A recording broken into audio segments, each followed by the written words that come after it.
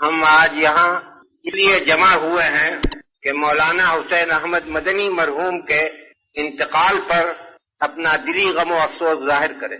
مولانا مرحوم نے ملک کی جو شاندار خدمتیں کی ہیں ان کی بڑی قدر و قیمت ہے، اور وہ اس درجہ شاندار ہیں کہ ہم انہیں فراموش نہیں کر سکتے۔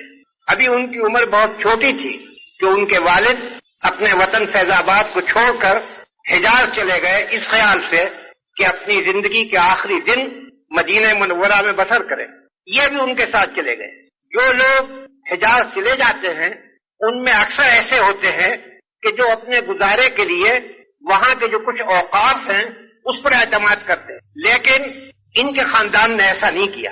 انہوں نے وہاں مدینے میں بساتی کی ایک دکان کر لی تھی، اور اس سے جو آمدنی ہوتی تھی اس سے اپنے خاندان کا گزارا چلاتے تھے۔ اسی حالت میں انہوں نے تعلیم حاصل کی، تعلیم کے سلسلے میں ہندوستان آئے، پھر یہاں سے واپس مدینہ منورہ گئے اور وہاں پڑھنے پڑھانے میں مشغول رہے، لیکن اس وقت تک سیاست سے ان کا کوئی تعلق نہ تھا، پڑھنے پڑھانے میں تھے۔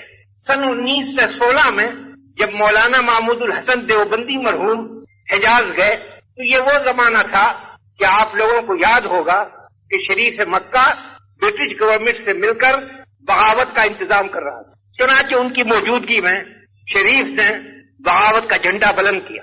ظاہر ہے کہ مولانا محمود الحسن اس کو برداشت نہیں کر سکتے تھے، کسی نہ کسی طرح یہ خبر نکل گئی کہ وہ اس کے مخالف ہیں۔ شریف نے انہیں گرفتار کیا اور جدے لا کر برٹش کونسل کے حوالے کر دیا۔ گرفتاری صرف ان کی تھی، لیکن مولانا حسین احمد جو ان کی خدمت میں رہتے تھے انہوں نے پسند نہیں کیا کہ وہ الگ رہیں۔ انہوں نے بھی اپنے کو پیش کیا، چنانچہ ان کو مالٹا میں لا کر رکھا گیا۔ جب لڑائی ختم ہو گئی اور مولانا محمود الحسن اور ان کے ساتھیوں کی رہائی کے لیے ملک میں صدائیں اٹھی تو گورنمنٹ نے انہیں رہا کیا۔ اس وقت یہ ہندوستان آئے۔ کچھ دنوں کے بعد کلکتے کی جامع مسجد میں نے ایک مدرسہ جاری کیا تھا تاکہ نان کوآپریشن کے سلسلے میں جن طالب علموں نے مدرسہ کالج کو چھوڑا تھا ان کی تعلیم کا انتظام ہو۔ وہاں ان کو مدرس اول مقرر کیا گیا، وہاں کام کرتے رہے، لیکن سیاسی جلسوں میں بھی شریک ہوتے تھے، مگر زیادہ انہوں نے ایکٹیو پارٹ اس وقت نہیں لیا۔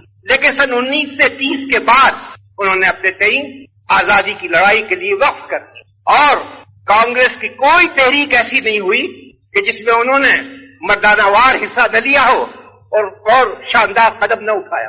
بار بار وہ جیل میں گئے، بار بار انہوں نے قید و بند کی تکلیفیں جھیلی، مگر ان کی پیشانی کو بل نہ آیا۔ اس سے بھی بڑھ کر جو چیز یاد رکھنے کے قابل ہے وہ مصیبتیں ہیں جو انہوں نے لیگیوں کے ہاتھوں سے اٹھائی۔ سن 45 میں جب الیکشن ہوا تو کانگریس کے امیدوار بھی کھڑے کیے گئے، چنانچہ مولانا حسین احمد مرحوم نے ملک کا دورہ کیا اور ہر جگہ لوگوں سے اپیل کی کہ جو کانگریس کے امیدوار ہیں ان کو ووٹ دیں۔ اس پر لوگوں نے جس غیر شریفانہ طریقے سے بعض مقامات پر ان کی مخالفت کی، حتیٰ کہ ضلع ہگلی کے ایک مقام پر تو ان کی جان کے لالے پڑ گئے تھے۔ اگر ریلوے پولیس نے مداخلت نہ کی ہوتی تو ان کے لیے جان کا خطرہ پیدا ہو گیا تھا۔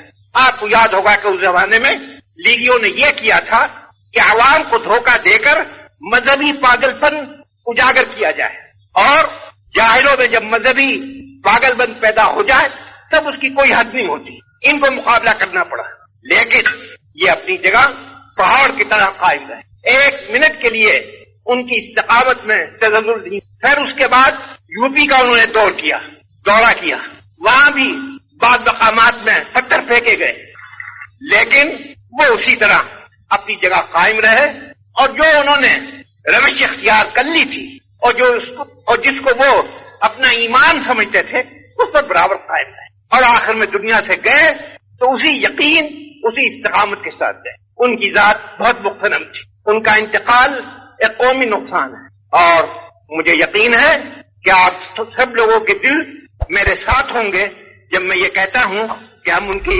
وفات کو ایک قومی نقصان سمجھتے ہیں، اور ان کے لیے درگاہ خداوندی میں دعا کرتے ہیں کہ اللہ